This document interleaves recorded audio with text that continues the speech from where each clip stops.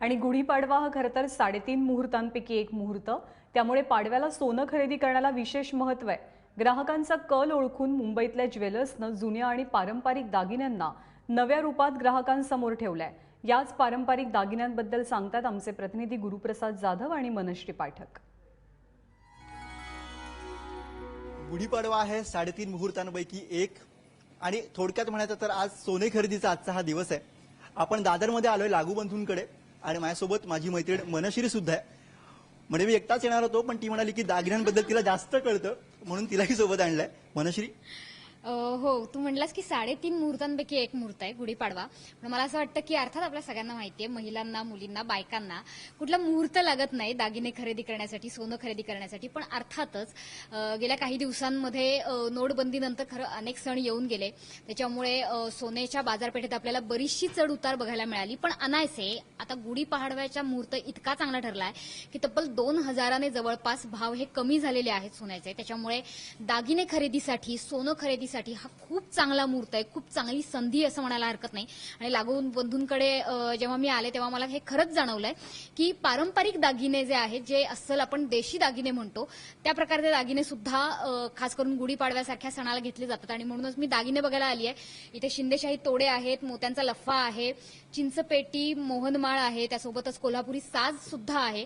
त्याच्यामुळे ही पर्वणी म्हणायला हवी मुंबईकरांसाठी सुद्धा, अर्थातच महाराष्ट्रभरातल्या सगळ्या महिलांसाठी. त्यामुळे आता सोन्याचा भाव काय हे जाणून घ्यायला हवं. कारण तुला एवढी सगळी नावं माहिती आहे त्याचं मला आधी कौतुक वाटलंय, पण आपण भाव पण विचारून घेऊयात.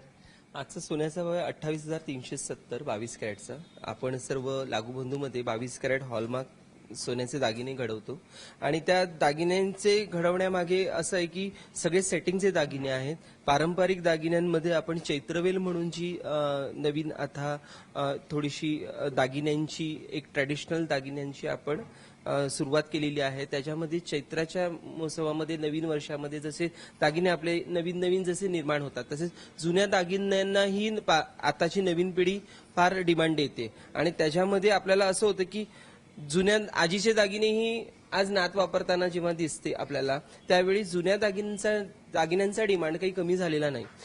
हे जे दागिने आहेत हे चैत्रवेल च्या कॉन्सेप्ट. चैत्रवेल हा कॉन्सेप्ट असा आहे की थोडा पारंपरिक दागिन्यांसाठी आम्ही केलेला आहे.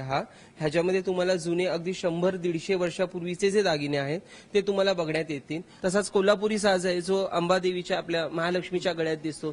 तसाच हा जवाचा नेकलेस आहे. खास जवाचं जे धान्य आहे त्या जवाच्या धान्य जसं असतं त्याच्याप्रमाणे आपण त्याच्यात मोती सेटिंग केलेले आहेत.